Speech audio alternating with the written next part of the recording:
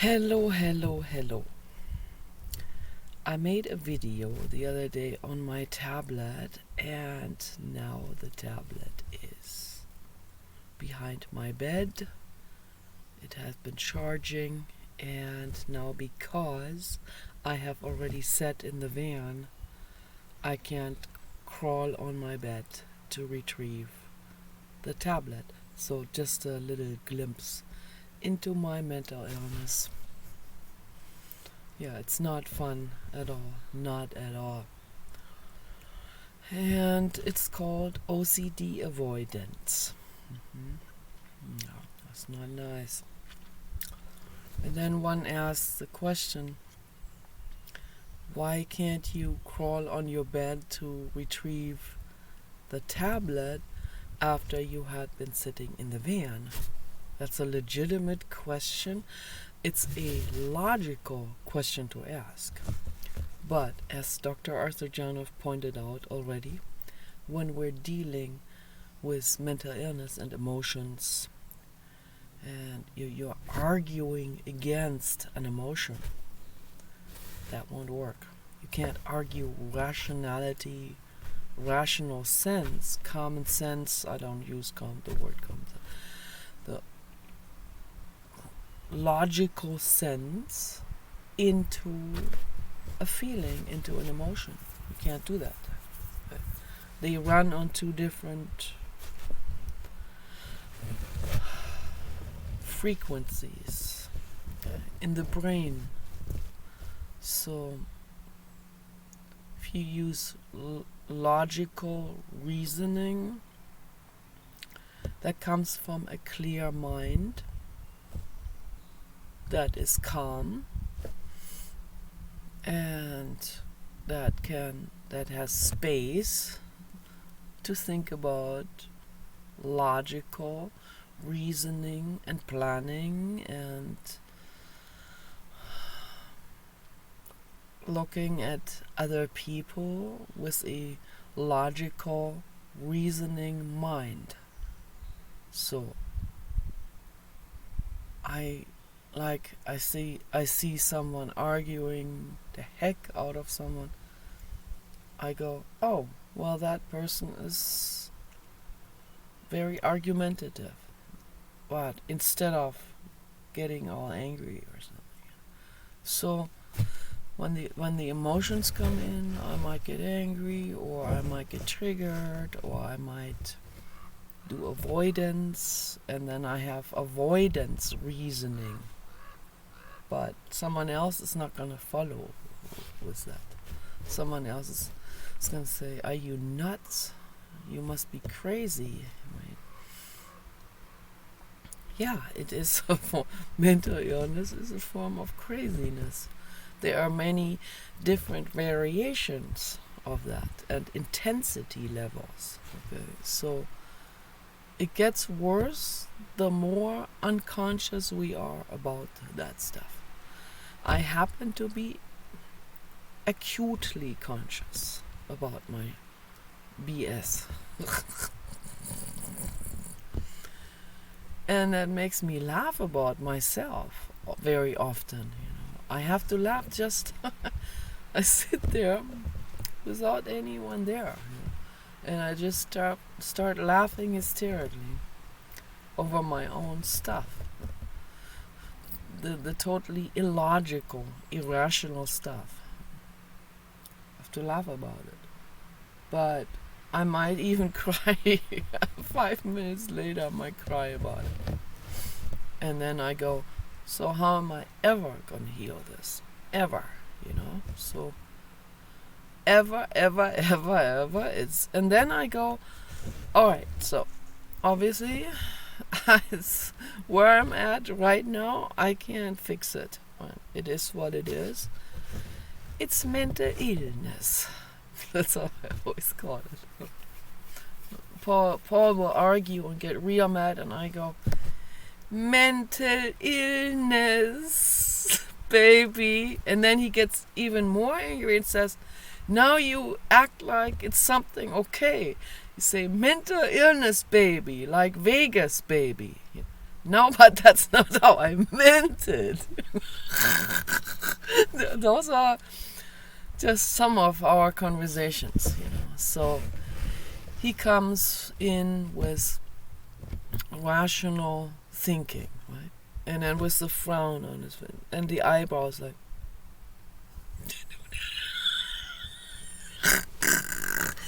And I go like, man, you cannot argue against an emotion, you know. You can't come in with rational sense. You can't talk to someone on a walkie-talkie if you're talking on frequency 10 and I'm on frequency 5. So,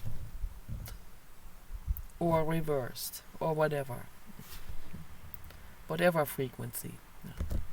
We always use the 6 because that was always in LA. That was the channel that nobody used because we were so religious.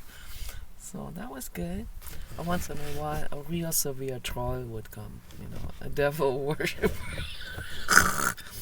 And then if we tried to communicate to get the motorhome moved out of the driveway, a troll, that was before the internet, a devil worshipper troll using the frequency 6 would come in and give false instructions because they figured out very quickly what we were doing. And then Paul would get real mad, and then they have a blast. And I would just laugh. And I was like, let's just quit it for a while until the devil worshippers do something else. So, yeah, and then here as well, nobody wants to use 6. Yeah. I'm laughing about it, but again, you know, irrational thinking on their part, you know, so people believe in all kinds of things, and there's all kinds of collective irrational stuff. That's what religion is. You know. Collective irrationality, collective mental illness that makes people psychotic and schizophrenic and all of that. And then they run off with all kinds of things, and I've seen people, they'll pull out their Bible out of a pocket and start quoting. It's like, excuse me, we were just talking about something else completely, and then they bring out the Bible to justify their personal agenda or something. And they don't even realize it, you know. There are so many examples of irrationality happening, and irrationality also then looping itself into self-serving and agenda and unconscious agenda, unconscious wants that someone loops himself into, you know. For example, there could be a man who is a Catholic. He happens to be gay, and all kinds of women want him, and he doesn't want them, and all kinds of nice ladies that will help him with his dogs and everything. But he will give his motorhome away to a male friend that he obviously likes. The male friend who has not catered to him, who has not helped him in anything with it. So that's how it loops itself. But it's all unconscious also. You know? So he doesn't even, not even out of the closet to himself with this. There are just countless examples of this kind of stuff in the world. So countless and countless of examples. That's why I think the very first step, you know, where we become consciously aware. I can't get the tablet now, which I made a nice video about all kinds of nice things. clarifying things out in the garden. And now I can't upload the video because of my OCD avoidance. Because I've been in the van. I got van particles. What if someone else has test driven this van? Yeah, that is then the so-called reasoning behind it. But that's not rational reasoning. Because why would that matter if I sit on the seat, even though we're using seat covers now? But then, what if the particle that's still on the original seat cover might leach through the seat cover we've put on top of it? That's the kind of stuff. That's called mental illness, baby. Yes, well, it's not fun. It's not fun at all, you know. But yeah, it is happening in a lot of people, and it's embarrassing shit.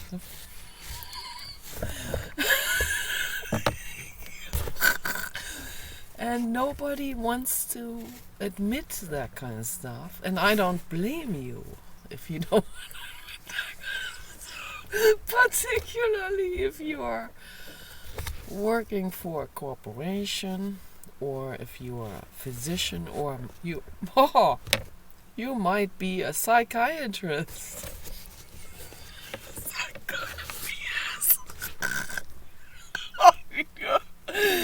And chances are super high that if you're a psychiatrist, that you have that stuff going.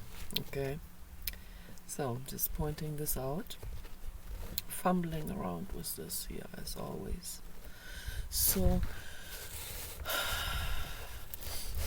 But I think Paul's gonna get internet for the other house. I don't know any directions. If I could point there, I'm probably completely off. So, the other house, wherever the other house is, you know. And so, because it's part of the stimulus money, and that would be cool, then we don't have to spend the extra money on internet, and we can still have this house here, not with the internet, and that's an opportunity for us to get things done in this house. So this house here will definitely sell for more, for like 4 times more than the other house. I'm hoping for a 6-figure, but I don't know. So would be nice. It would be nice. I've always told everyone, Paul wants a $2 million house for $200,000. We got this for $200,000 cash deal because it had water damage and leaking issues and all kinds of things. So, and the banks didn't give loans to people, and the price kept falling, and finally it was a repossession. Finally, the bank who was selling this house as a repossession.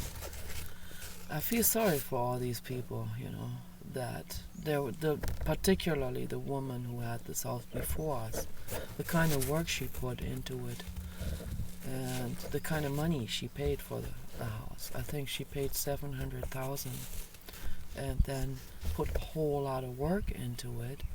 Still didn't get any of that. The leak stuff fixed. Nobody was able to fix that ever since the house was built, because the house was built with a corrupt contractor. We found out who, and not good. So when we get the AGI robots, they're gonna visit that person. But anyway, it's a nice, beautiful house. It's a paradise here. It's a gorgeous paradise. I was just out there lying down, getting grounded on the grass, particularly when the grass is wet and the sun has been shining on it and it's steaming, and you can smell the grass and you smell the Douglas fir and the Christmas trees, and everything is the volatile oils are evaporating into the sunbeams of love, and it's an amazing aroma, and it engulfs you into a cloud of love and amazing beauty and gorgeousness and voluptuousness. It's just pure luxury, to go out into nature. You don't have to own a property to do that. You can go out into nature. I wanted to tell the story a long time ago when we saw the house in LA. We lived in a motorhome for about 3 years and traveled with our dog Samantha. And so I made the mistake, that it was summertime already. I think it was mid-June or end June. And we were up north, I can't say where, but we should have stayed there, but we didn't. I wanted to go back to Clear Lake, and I loved Clear Lake so much. Clear Lake, California, and that was a big mistake because it was really scalding hot there at Clear Lake. Clear Lake, by the way, is a lake that's fed by hot springs, by geothermal springs that come out in the middle of the lake, and people have cooked themselves there to death. It's really, really horrific. So it's dangerous. People that have rowed out there in like inflatable boats, not a good idea. The boat would pop and the person would get thrown into the cooking water in the middle of the lake. Very scary. No, you can't swim out there or row out there at all. You have to stay at the very lake shoreline. So, and that's what I did. I was splashing around there under the trees. There were a whole lot of those poppy trees that were underwater, like 3 feet underwater, because the water level had risen, and there were also rainstorms before that. And so all of these trees underwater, and it was really mystical and amazing there. But we went back there in the middle of the summer, and that was not so good because it was way too hot. But it was so good. It was just so gorgeous, to go into nature. And then we did a loop, and we ended up back on the 5. And then we went through Redding, and just past Red, we saw a whole bunch of like truck tires that had popped on the freeway, and like black tar from the rubber of the truck tires that were cooking onto the pavement. And I thought, no, this is not a good idea. We gotta get off the freeway. We gotta get into a forest and wait there until the sun somewhat goes down, where the pavement is not completely cooking. And so that's what we did. Samantha was way overheated. I kept spraying her with a spray bottle. We kept spraying ourselves with spray bottles. And so we went just north of Redding. We went into, where was that? What was that town again? Forgot now. But we went into a forest with Samantha and with water, and gave her a bunch of water, and we drank water, and we sat there among all these trees, right in this real thick bed of fallen leaves. It was amazing. It smelled so amazing. You don't have to own a property to experience the luxury of nature. Going into nature, and nature offers us unimaginable, infinite love. It offers it to you like this, like a hand.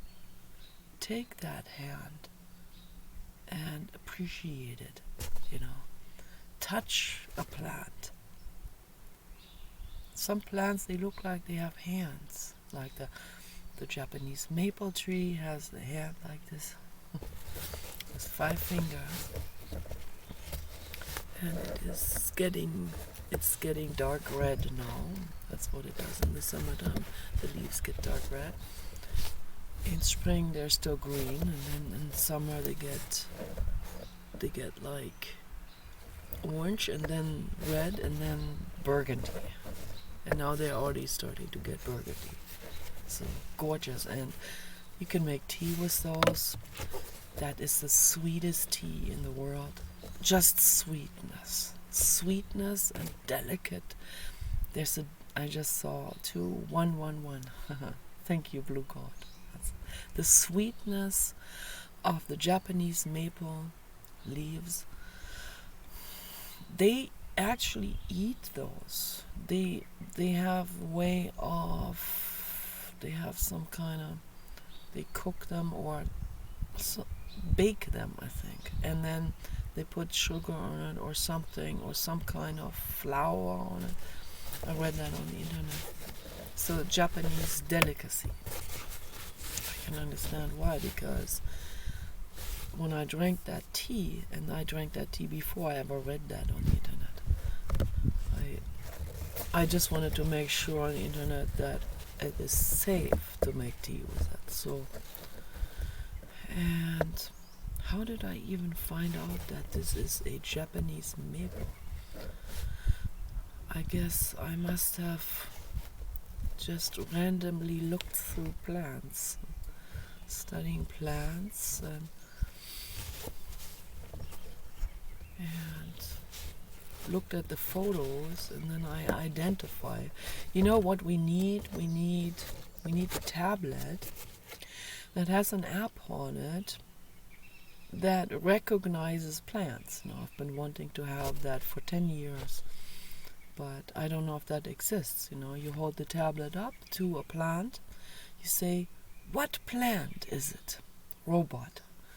And then the robot say, "This is a Japanese maple. This is the star-shaped version." They have many different versions. So, or it will say, "This is a rhododendron. This is a Camellia japonica. This is a Pieris japonica." And then it will tell you all about it and tell you whether this is safe to eat or toxic or medicinal. So that would be nice to have. A tablet with an app like that would be wonderful. But, on the internet we can still research a whole lot on plants, and much more than any plant book could offer. So I have some plant books, botanical books, that I had ordered like 15 years ago. So. And I learned a lot from them. I studied that very rigorously. So there are plants that are highly medicinal in this world, in every region. In every single region locally there are plants of different types, particularly wild plants that grow there naturally. When you go out into a forest, you can find those, and you can pick some. Don't over harvest those. Pick a few for yourself only. You take that home, and you can make tea with it, and they have very powerful healing abilities. Very powerful. Rhododendron is a complete virus vaccine. Okay, complete. And then Paul will say, how come it didn't cure your bladder infection? Well, the bladder infection is a bacterium. Okay. And I take cranberry supplements for that every day. But the reason why it keeps getting flared up again and again, is because Paul turns the heaters off or down. Or he won't allow me to have the heater on. If I have the heater on in the bathroom, then he'll get real upset and like panicking. You need to turn the heater off. You need to turn the heater off. But then I get upset and I say, I have to have the heater on. I'm going in and out of the bathroom. I have to do things there. I have to get ready. I have to take a shower, whatever. And when I come out of the shower, I don't want to go into this ice-cold bathroom. And when I stand there for too long, exposed to cold temperature, then the bladder flares up again, and it has been happening, particularly since Papa died, and I must have had like 20 bladder infections. And one was so bad, that was about 2 or 3 weeks after the Papa died, because my immune system was really struggling. And the haters on the internet were telling me they want me to commit suicide, and I was a total mess. And so that was December 2019, and then into 2020, January 2020, that was really, really extreme. Okay. That's when I had a suicide attempt. And then the other one followed not long afterward, like a month later. And then I had one because of the hater in 2021. So very sad, all of that. I don't think they understand what they do with the hate. They think they can just push women around like that. They view women probably as evil, or who knows what's going on in their irrational minds. They're not attuned at all. We're living beings. We have feelings. We're not usable objects that react to you in a way that you fantasize. A lot of men find it they find it, that's like a fetish, to get a woman upset.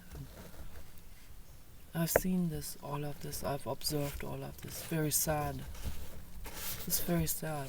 I'm not shaming anyone, I'm just pointing this out, because if you continue to act out, you continue to hurt women, or you hurt other beings. You make the world much worse. You make the world suffer. Okay. If you continue to act out like this, with this troll behavior and the bullying and the psychological metal bending and all of that kind of stuff. But yeah, being exposed to coldness psychologically and physically, and having grief, that causes me a bladder infection. So earlier it was really, really, really hot because the sun was out, and I have double pants on. I have my winter pants on again. And let's see it. My winter pants. Winter pants. With jogging pants underneath. And I got really overheated earlier, and I thought, I better put my orange camo shorts on, which I wanted to wear was this polo short. But then I thought, well, you don't know what the temperature may be later on today. And now, as soon as the sun goes away, it gets cold. Then if the sun comes out again, now it's coming out, it's a lot of clouds in the sky. As soon as the sun comes out, even seconds in, with the sunbeams of love, it gets very, very warm. But, in this region here, the weather is constantly shifting, and I can't take the chance. I'd rather be overheated for a while, and then later on not get cold. Because if I get cold for even 5 minutes, my bladder starts flaring up. I have this chronic bladder situation. And then with Paul making a fuss about the electric bill, that's all it is. He used to use the excuse of global warming.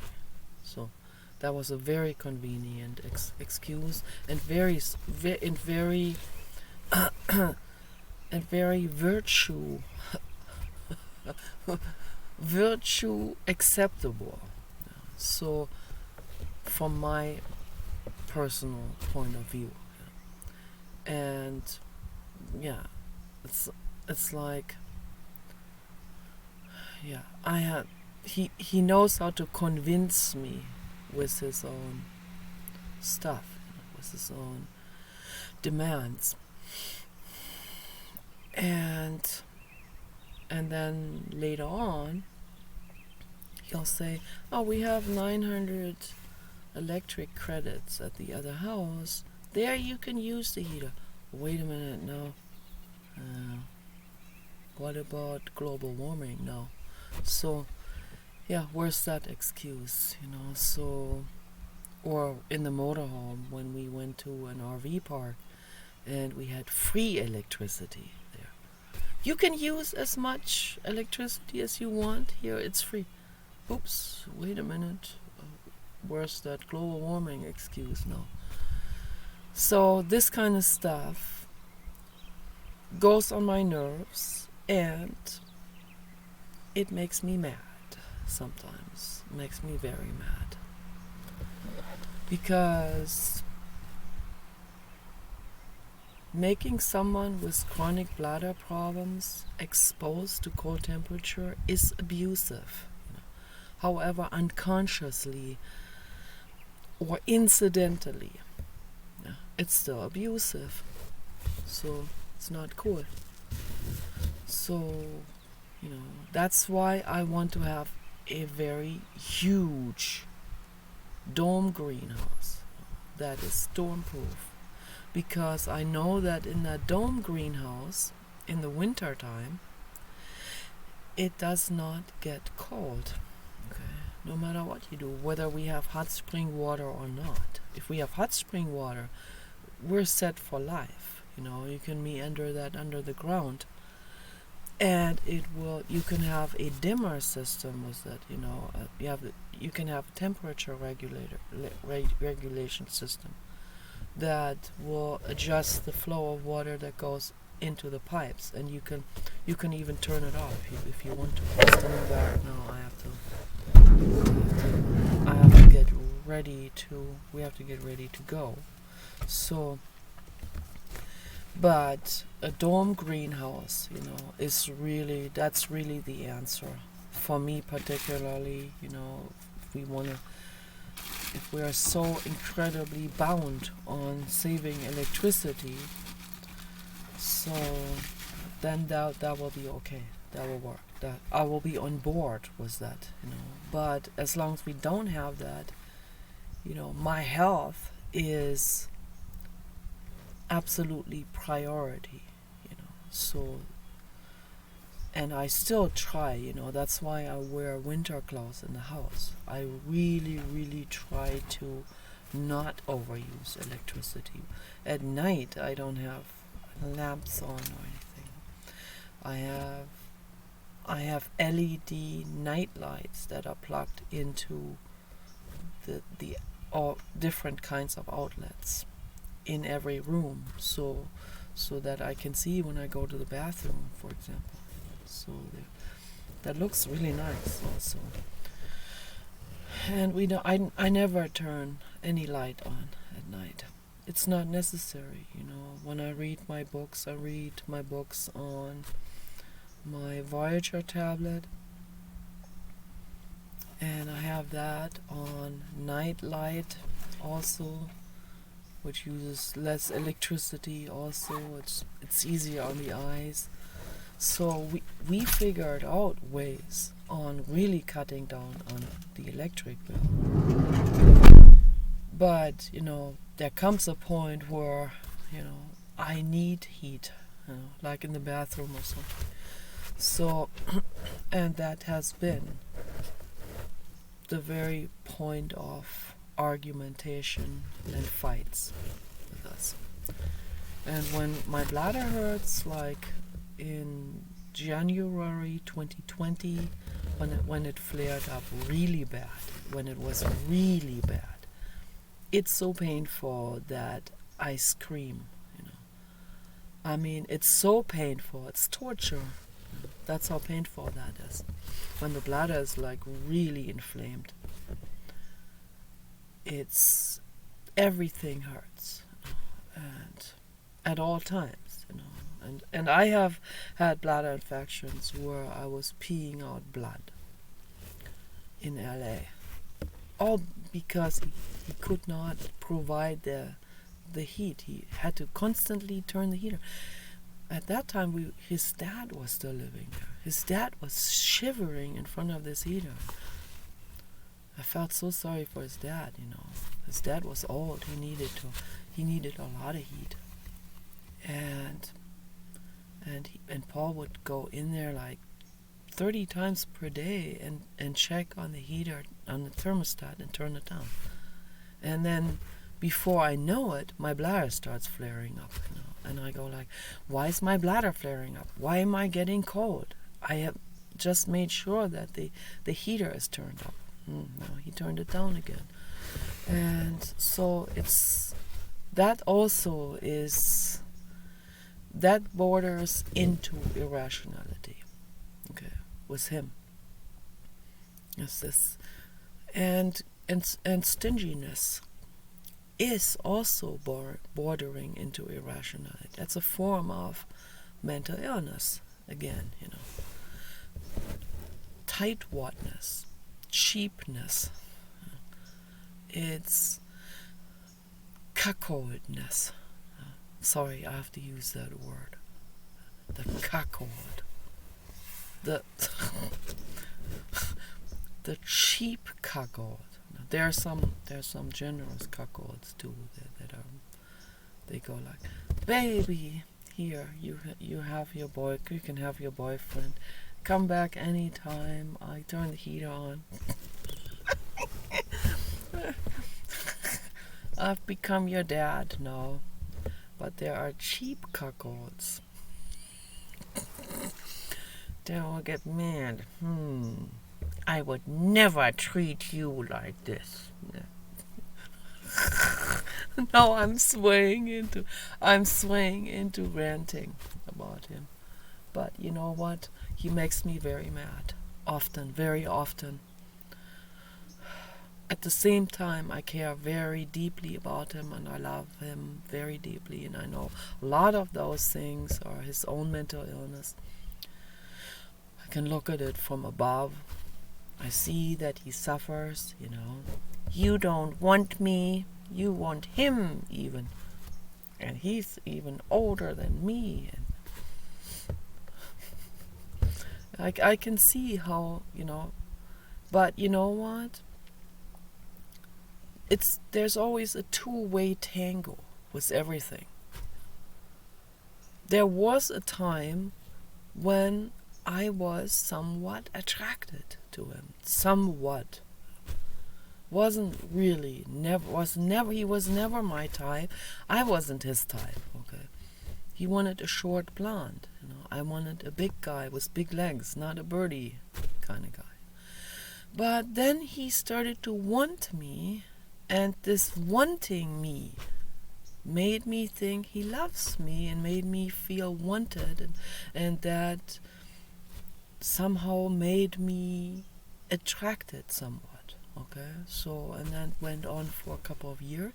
It didn't work out very well. It was not good. When we are not a match in that way. Okay, so, but I love him. We got together because of real love. So I want to get into this more another time. So we gotta get going. Okay, you guys take care. Bye bye.